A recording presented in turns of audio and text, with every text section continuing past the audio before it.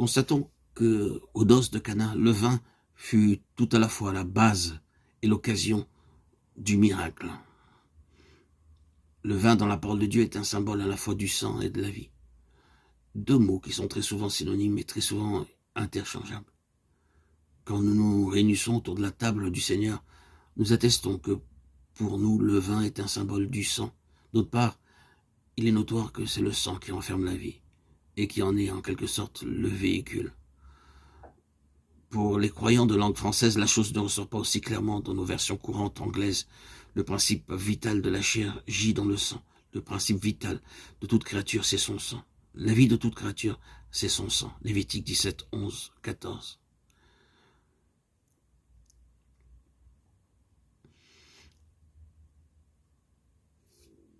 C'est ce symbolisme, ou ce symbole qui sert de base au signe accompli par Jésus à Cana. C'est le vin, symbole du sang, véhicule de la vie, qui est l'occasion du miracle. Il manifesta sa gloire, nous est-il dit à propos de cet acte particulier. Or, cet acte, il le rattache directement à son heure. C'est donc une étape précise vers l'échéance qu'il s'est assignée. Ce n'est pas sa vie privée qui apparaît ici. Il a franchi le seuil de la vie publique. Et dès ce moment, il s'avance rapidement vers son destin. Tout le monde s'attache à ses pas.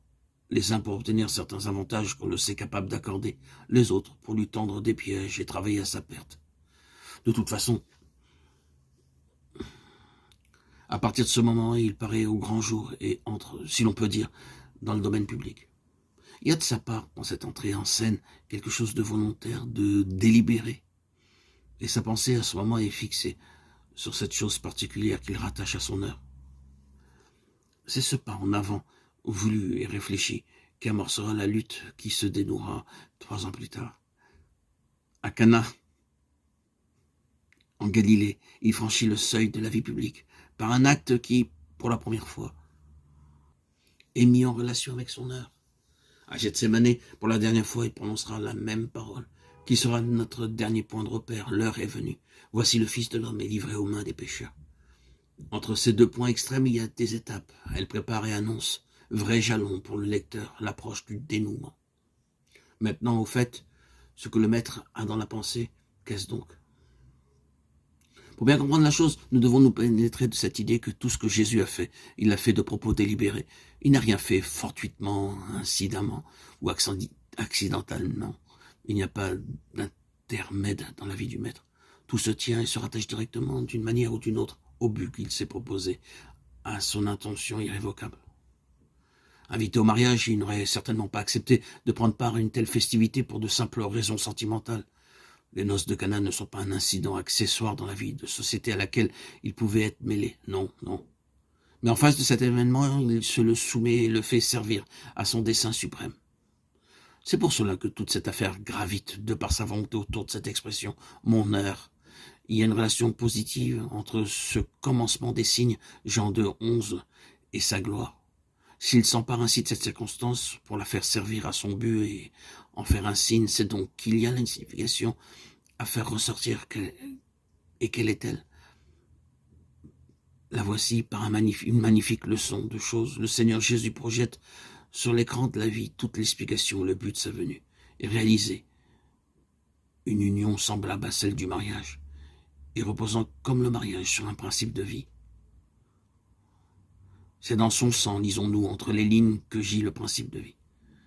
L'objectif lointain apparaît ainsi à l'horizon. L'heure où il doit être glorifié est celle qui le mettra en possession de ce qu'il est venu chercher, de cette phalange dont la position à son égard peut être assimilée à celle d'une mariée. D'emblée, on se reporte à cette révélation ultérieure qui fera dire à Paul « Marie, aimez vos femmes comme Christ a aimé l'Église et s'est donné lui-même pour elle ». La voilà, la conclusion lointaine du miracle de Cana. C'est avec cela qu'il faut mettre en relation à la fois son heure et sa gloire. Pour énoncer la chose plus simplement, nous dirons « Voilà de quoi le Fils de l'homme a besoin pour manifester sa gloire. » D'une Église qui soit unie à lui, de même façon sur la base de cette vie, sans pareil, pour laquelle il s'est donné. Ce mariage de Cana, qui n'eût été par ailleurs qu'une manifestation quelconque de la vie de société en Galilée, Jésus s'en saisit, lui donne un sens, et en fait l'occasion et le signe précurseur d'un plan déjà tout arrêté. C'est bien là le commencement des signes. vrai sens de Jean 2,11. Le miracle par excellence, mort et résurrection grâce auquel il obtiendra son Église, projette ici son ombre ou sa lumière du fond de l'avenir. Il se laisse deviner, pressentir une union fondée sur une vie qui se livre tout entière. Mon heure, semble-t-il dire, c'est celle-là. Comme nous l'avons fait remarquer, c'est de propos délibérés qu'il fait ce pas en avant vers la réalisation de son objectif. Retenons avant d'aller plus loin cette pensée centrale. Nous en aurons besoin.